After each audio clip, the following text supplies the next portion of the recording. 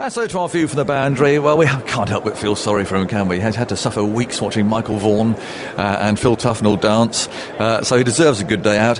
The grandson of an East End Barrow boy, he worked as apprentice welder before taking up dancing at the age of 19 as a way of recovering from a foot injury, but eventually turned professional and became British champion. These days, of course, he's best known as a head judge on Strictly Come Dancing and Dancing with the Stars in America. If he was a batsman, he'd almost certainly come in at 7. It's Len Goodman. Hey! You must get that everywhere, don't you? As I walked in here, somebody came up to me and said, "How many wickets England still got remaining?" And I had 7. It's great how these things stick, though, isn't it? Well, I never thought a catchphrase, a number. So ridiculous. It was. And there was no sort of. I wasn't sort of trying to work the oracle as far as the catchphrase. It's the way of saying it. It was one of those nights when the first couple came out and I said 7, and then the next one came out, 7, and then I got a bit fed up with it. 7. It made Bruno laugh. So after that, yeah. He's sitting beside you. See, Michael has come in just in case you're going to be rude to him. Now, let me tell you this. Michael Vaughan, okay, he lacked a little bit in his Latin American dance, and I think he would honestly agree with me. However, as a ballroom dancer, tall, slim, elegant, wide elbows, gorgeous posture, and lovely movement. And what he lacked in certain areas, he made up for in others. Look else has come in. Look out! Tuffers is now in. We've got the opposite. Here we are. Look at Tuffers. Hey? What do you make it? Well, the bionic bum. Look at Tickle the Trout. Oh. We did a salsa. We did the Strictly tour after the main show during January. They go on tour, and the pair of them were on the tour. Right. Vaughan and Tuffers. Well, Tuffers did a salsa that got more and more bizarre as it went on. His bottom, it was like he was chewing a toffee. It was all squidgy and squirty. Then he did this move where he was alluring his partner with his fingers, and I called it tickling the trout because it was the most bizarre performance. He was a bit of a shimmier, I remember. Tuffers. Oh yes, he could shake it and bake it. Yes. What's nice is you all clearly get on very well. I mean, we'll come on to dancing in a minute, probably, but I'd love to see those two again. Obviously, very fond of you, Len. Look, well, I don't know. I tell you that because we had Michael and Tuffers both on the tour, on the Strictly tour. Yes. And it was so much fun, honestly. But the bizarre thing is, they do the same 2 dances night after night, and weekends they do the same dance twice on a Saturday, twice on a Sunday. So they get really, really good. Yes. Apart from Tuffers and his salsa.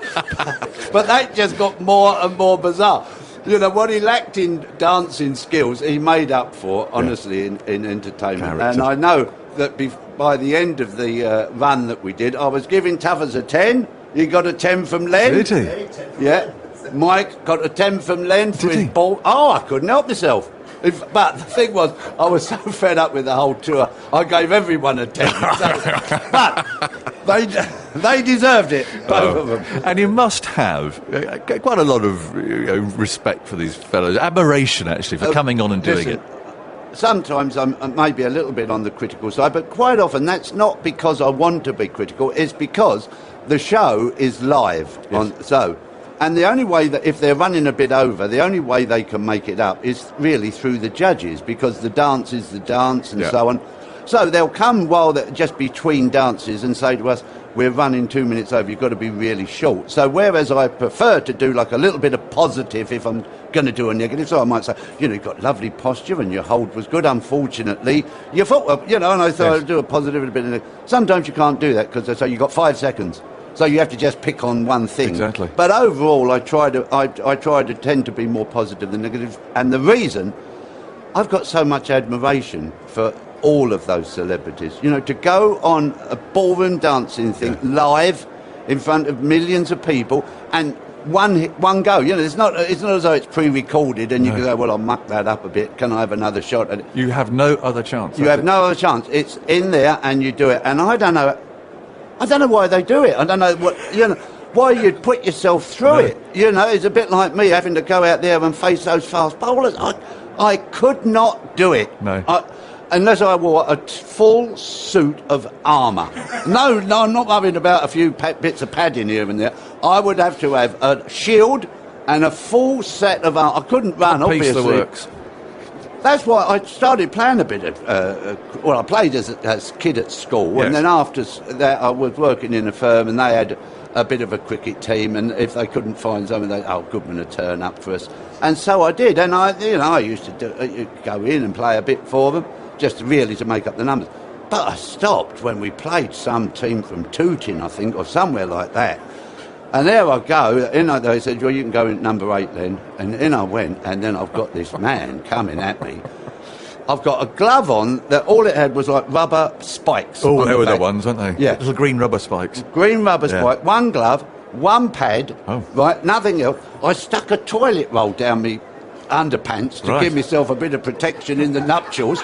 And then I've got this man running at me and throwing a ball as hard as he could. Yeah. And all I've got is a bloody old bit of wood. I thought, life. I've got to preserve my life here. How'd you get on? My proudest moment in cricket was just after I left school. They didn't know I was no good at cricket. But anyway, I went in opening bat and I carried my bat. Good Lord. 9 runs. You're joking. I got 9. 9 not out? 9 not out, and I was the first one in. Yeah. And the others were all out? I was mostly ducking and diving, and I was just prodding it out, and I got 9. It must have been a brilliant 9. Listen, I wish somehow there'd been a recording of it, because it would go down in the annals of history as one of the finest innings ever seen in this country. What happened to the others? They just got blown away? Well, they got blown away here and there, but I got 9 and they never got me out. But when I was a schoolboy, we used to play, and I only went to a secondary modern school, nothing special. And the team that was our nemesis, Chislehurst and Sidcup Grammar School for boys. Still remember. They had a boy called Grover, who was a man amongst kids, really. He was about 14, but he looked 20. He was twice as big as anyone else, and a good-looking boy, could play football. He was a natural. Yes. And he was the one that always used to carry his bat. You could never get him out. He bowled brilliantly well. So, and we'd never beaten Chislehurst and Sidcup Grammar School. So, my mate Dickie Dawson was bowling, and I was somewhere sort of mid-wicket somewhere. Second ball, first ball he whacked it for 4, as he would. Second ball, he hit it as hard as he could at my face. I stuck my hand up and I caught it. Out. Big Grover gone. Brilliant. I turned to my mate Dickie, and all I did was lifted my fist, got it. And he went, that was it. That was as far as it went. And he went, not loud, just like that. Just enough. Next day in assembly, we beat them. Yes. We beat Chislehurst and Sidcup. First time in years? Never beaten them. No. We're in assembly, we'd done the Lord's Prayer, and I always used to stand next to Dickie Dawson, mainly because he could pass wind at will, and he always let one go during the Lord's Prayer. He'd give us this day our daily bread, and then he'd let... That's quite amusing, I suppose. Well, he was talented, because he could, not only that, he could curly whistle. I can't curly whistle. He could yodel. He was a good drawer. Yeah. He was a real hero of mine as a kid. Anyway, the headmaster called us up. He said, Goodman and Dawson, come up onto the podium, or whatever. Yeah. We thought, here we go. Yeah, 6 of the best. No.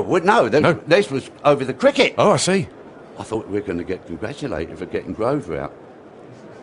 He said this. He said, the sportsmaster has told me about your disgusting behaviour at yesterday's cricket match, where you turned to one another in glee to congratulate each other on getting some young chap out. You would take no further part in the cricket for this season. No, you were dropped. We were dropped, pair of us. And we did virtually nothing. Compared with what they do now, And nothing to do with the Lord's Prayer or anything. No, I could understand it if you got old Dickie Dawson got a wallop, but no. So anyway, that was my earliest memory of playing in cricket. But my dad used to take me up. Though, isn't it? It was harsh. Yes. last time I came, no, not the last time I came to Lord's, a few years ago I came, and I've got my mate here with me, Mike, and we came with a dear old friend, Les Bailey, and we're sitting, and Les Bailey, unfortunately passed away now, much older than us, said, I'm the only person in this ground that has done something that no one else has done. He said, I've been in the long room naked. And we asked him, well, it was just before the war. Oh, I think I know what you're going to say here. They used to do the medicals. They did. He took his medical there. And he said, I was totally naked. Going through the long room. Going through the long room, he said. Yes. I think Tuffers may have done it. Well, Tuffers, possibly not when he was supposed to do it. Yeah. But it's certainly it's been a badge of honour. Things like that I think are wonderful. Yeah. So your next challenge has just arrived sitting next to you, Len. No, sitting down. Oh. What do you reckon you could do with that? No, listen. This is Henry Blofeld. Henry, I pride myself on being quite a good dance teacher, actually, but miracles are out of my scope. I saw you. I tell you where I saw you. I saw you at Dartford at the Orchard doing your one-man chit-chat, and it was very, very interesting. And just to cheer you up, as I left, I bought a bottle of wine that was on sale. The Blowers. Oh. Yeah. You're looking very well, too. Yeah, you are. You survived. I survived it, yeah. I could just see Henry in those shoes shimmying around doing something. What could he do with it? Nothing at all. Well, no, I think he could move a bit, couldn't he? Get him a good-looking partner, possibly topless, so that they didn't... That might help. Yeah. No, listen, the thing is, anyone can dance. I was going to ask you that. Well, if you I don't think we can. I can't dance. It's a bit like everyone can sing. You know, now some people have got to... No, everyone can sing. Make a noise. Exactly. If you can walk forwards, backwards and sideways, you can dance. Now, if you've got a bit of talent, you can dance better than others, but you can actually shuffle yourself around the floor. And so it is. And when Anne Whittaker and John Sargent and Russell Grant, these people that have been on Strictly Come Dancing...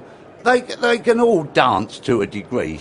Why are we self-conscious? Because I'm terribly self-conscious about dancing. No, I think it's a natural thing to be, isn't it? Self-conscious. I'm self-conscious. I saw a chap walking through who must have come here, either on the tube or that. Some people have got front. Yes. And this guy, he had the blazer, the egg and bacon blazer, the tie, the hat. You need front. You've got to have to carry that and off. you to walk, get on the train in blimmin' wherever, Chatham, and come up and dressed get on. Like that. That sort of front I haven't got. No. But, if you said to me, Len, I want you to sing Oh, What a Beautiful Morning, now I've got a terrible voice. I do it because... We'd recognise it, I suppose. Well, you sort of recognise it, but people will say, well, he ain't got much of a voice, and that's the end of it. Yes. And it's not a big deal. And I think it's a bit the same with dancing. Well, like tall people. See, Glenn McGrath was sitting here a moment ago, and he's lanky. both the same. He's taller than I am even. Yeah. I'm 6'4", he's about 6, I should think, 6'6", Yeah. probably. And that's a bit of a problem for us Well, tall ones. You feel that you can stand out. Well, not only do you stand out, you've got a lot of body to sort of control, if you like. You know, Right. shorter people, they can sort of move a little bit better, and you don't notice. You're rigging. It's like Tuffers there, Tough. That was you just for a moment there. You just I'd give it a little bit of shimmy there. Yeah. No, I think that tall people do have more of a challenge. It was like poor old Michael Vaughan doing the jive. Yeah. It was ugly. It was ugly. Yeah. It still haunts me, really, when I lay in bed. Sometimes I lay in bed, and bizarre thoughts come into your head, and sometimes it's Michael Vaughan. And I think of that jive. You should have moved on. I think of the jive, and I think, no, thank you. Yeah. I don't know. Well, no, were you quite harsh at the time? Well, honest. No, I wasn't as harsh as Bruno and Craig and that, No. I like it if I go last, because I basically do the opposite to what they do. If they're horrible, I think it's something nice, and if they're nice, I try and slip in something that I don't like. But no, I wasn't nasty, but I was a little bit nasty. Yeah, the thing is, in frank, probably. Yeah. So what's wonderful for me on Strictly Come Dancing is that there's Craig, who is a nasty piece of work. Yes. So I don't have to be nasty, really, because he he's nasty enough for all of us. In America, when I do the old Dancing with the Stars, Bruno's on it, who's always lovely goody-goody because he loves all the celebrities. And you've got the lady from the Hawaiian lady who's American and she loves everyone. Right. So someone has to give the panel a bit of balance, so I become the nasty-ish one. So I'm more critical and harsh on American television than I am on the British. But do you feel a bit guilty about that or not? Well, no, because it's a Americans. balance, And the thing is, the bottom line is, okay, it is a dancing competition, and when you get down to the real nitty-gritty, you want the best one to win. Well, I do. But the process of going through it is a television show as well, and you want a bit of entertainment and so on, and a bit of booing and this and that. What is bizarre in America, they do not understand cricket. Oh. Really? No. Have you introduced it to the show? No, I've chatted. I play a lot of golf when I'm out there because in the springtime it's wonderful because I stay out there for 11 weeks and I only work Monday and Tuesday. Good grief. So Wednesday through Sunday I have the time off, so I play golf. Well, the handicap must be dropping like a stone. No, listen, the older you get, the better you used to be. Honest, and that's almost in everything, but especially for me in golf. No, I used to be quite good, but what I was going to say is I try to explain cricket to the Americans. So I start with the process. We start at 11 o'clock and one team come out and they're bowling, blah, blah, blah. 2 hours later, then they have lunch. Yes. And they're sort of with me up until this point. And then I say, have about 40 minutes, 3/4 of an hour, then back out they come. And the same process goes along. What gets them is when I say this, and then around 4, we stop for tea. Oh. You stop for a cup of tea? They can't get it. They can't get it. Really? And they think it's a sissy game, right? Oh. No, but then because baseball, I say, why do they have that huge glove? I say, and then I show them, I go on the old laptop. Yes. Greatest catches ever, and you get Collingwood and this and that. Oh. I say, this ball is as harder than a baseball. Yes. And no silly big girly gloves. I said, baseball. It's, in England, all your sports are what girls play. Rounders. Rounders. Right? Then they've got, I say, netball. Yeah. I say, they're all girly games that you've introduced to America. I say, don't talk to me about sissies. Well done you for flying the flag. It's true. And when I show them that thing on the old laptop of the catches and you see what they do with bare hands, I say, why do they... perhaps why do they have that great big glove? Because it hurts, I suppose. Yeah, isn't that big sissy boys? Absolutely. No, I'm with you. You show them Michael Holding belonging to Brian Close in 1976 at Old Trafford. Do you remember that? When poor old boy was absolutely beaten up. You show them that next time. Yeah. Google that. It's all on there, all on YouTube. Yeah. You show them that. Yeah. Len Goodman's our guest. If you must have worked it out by now, it's lunch on the third day, and mighty entertaining it is too. I'm looking for the scoreboard. It's actually wiped off, but I can tell it's 114 for 3. And so consolidation really in that morning session with Ruton 63, Bresden 32. England didn't lose any wickets, and they added 83. So they lead now by 347, and they'll be playing again in about 15 minutes. It's a fascinating background, yours, Len. I mean, my word, I was reading 1 or 2 articles and interviews and so on that you gave. Do you sort of pinch yourself in a way sometimes? Think, how has this happened? How has this turned out like this? I am, and sincerely, I thought this all my life. I'm the most lucky person. It's all a bit of luck, everything in life, really, you turn left and you get run over, you turn right and you bump into your future wife, it's just a bit of luck. And so it's been with me all my life, there I am, I'm 19 or 20, like most boys of 19 or 20, you go out trying to find girlfriends and things. And one of my mates said, I go up a dance school in Erith. I said, dance school? What sort of dance? He said, ballroom dance. I said, shut up. I said, ballroom blimmin' dancing? You're having a laugh. You've done nothing of that before? No. No. Anyway, I used to play a lot of soccer and I hurt my foot. So there I am, it's February and I've got I'm hobbling about. He said, come up this dance school. He said, exercise your foot a bit. And I said, I couldn't go. He said, Len, there's 4 boys and 30 girls. I said, I'm coming. So I had a winkle picker on my left foot and my dad's carpet slipper on my right foot, and I hobbled up there. And I liked it, you know. Now, Yeah. I would have never, ever gone ballroom dancing had it not been for that amazing? one incident. And I enjoyed it, and I liked it, and I found I had a bit of a sort of a talent for it. And I fancied the girl who served the tea. Right. Whose dad owned the dance school. Very good. So I used to try and get her to come out and have a dance with me. She'd danced since she was a little kid. So eventually she used to come out and have a little dance with me. And her father said, I think you two look really good together as a couple. I'd be more than interested in giving you some private tuition. He said, there'd be no charge because it's with my daughter, and see how you get on. And so it was, and so brilliant. it started, and that's how it all... So I did that, and then gradually became a professional, and then the dance school that they had was pulled down, and I opened my own dance school, and did that, and I just taught people to dance, just social dancing and a bit of this and that for 40-odd years. Then I was 60 years old, and I was gradually easing my way out of the dance school because I'd lost patience, you see. Whereas I used to be so patient with people. No, your left foot. Go back on your left. Eventually, 40 years later, I'm going, yes, your left. I'm screaming. I thought, I've got to get out of this. I'm going to lose all my customers if I'm not careful. So my wife and my son took over, and I was gradually easing my way out. Then one of my mates in the dance business said, have you been and had an interview for this new dance show? I said, no, what dance show? He said, it's they're going to do a ballroom dance show with professionals and celebrities. I said, no, I haven't, and no one's asked me. And then another mate would phone up and ask me, so I got so fed up I lied. I said, oh, well, yeah, I've been for an interview, but I don't want to do that, it won't catch on.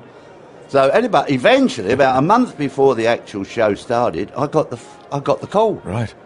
Up I went, and I had a chit-chat with this producer woman, and it was in a little room, and she had a television and videos, and she said, just critique this cha-cha-cha that you won. I said, this, that, and the other. Have a look at this waltz, what do you think? And I chit-chatted about that. Blow me tight. 2 days later, they said, we want you to do it. And the show, that we did a pilot the week before, just a run through with Bruce and everyone, and that was my 60th birthday. Amazing, isn't it? So that was the only reason I know it started in 2004, because I know I was born in 44 and it was 60 years old. So I was 60 years old, and that showed up. And then they decided to do it in America, and a year later, the Americans phoned me up. We'd like you. I do it in American accent. Len, we really like you over here. We'd like you to join the judging panel over in Los Angeles. Very good. So over I went. And I was convinced when it started that it wouldn't work. I thought, this can't work. No. I thought, we got ballroom dancing, which no one's interested Such a in. simple concept, though, isn't it? What is it? Stripping a celebrity down to bare. And that, I think, is one of the charms about the show, and one of the things people appreciate is that these celebrities, most of them, have got no dancing ability, really, or very little. And how good they become through absolute hard work, hours and hours. And the mystery is, why is it that we've had 10 series of Strictly Come Dancing. 2 of the winners were cricketers. Well, why should that be? Balance? Poise? Well, now, I think that a little bit. I think, well, what do you got to have to be a good ballroom dancer and Latin dance? You've got to have rhythm, you've got to have timing, you've got to have good posture, you've got to have great technique. All those things makes you think, well, cricketers would be no good.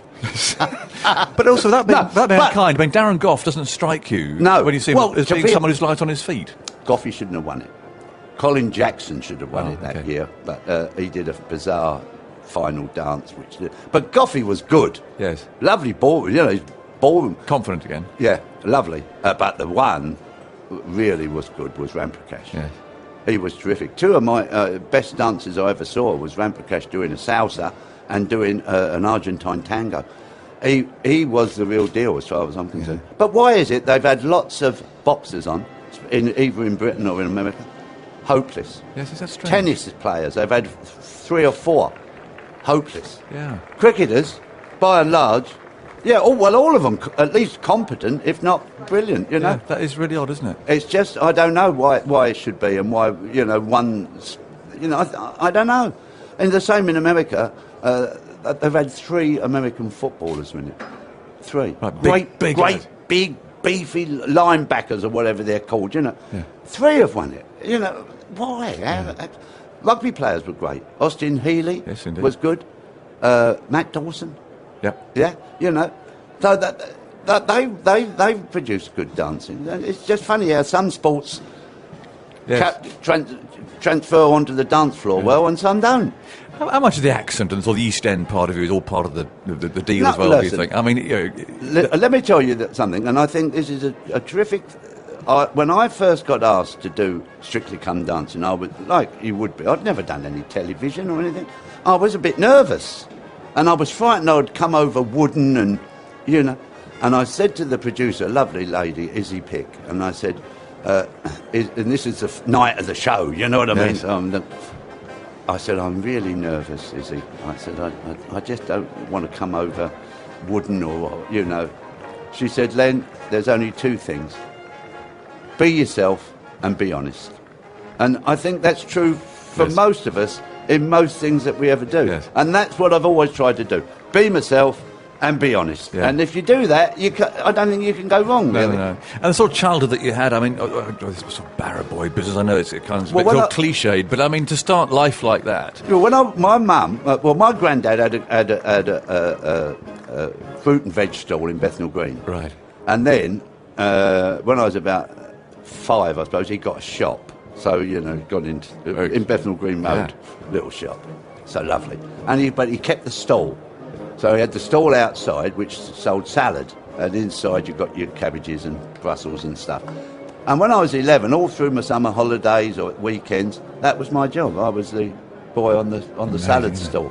Yeah, and I think that helped me. Where did it all come from? Because in those days, you had to go and... we lived just up the road from Spitalfields Market, which was about... You go up there.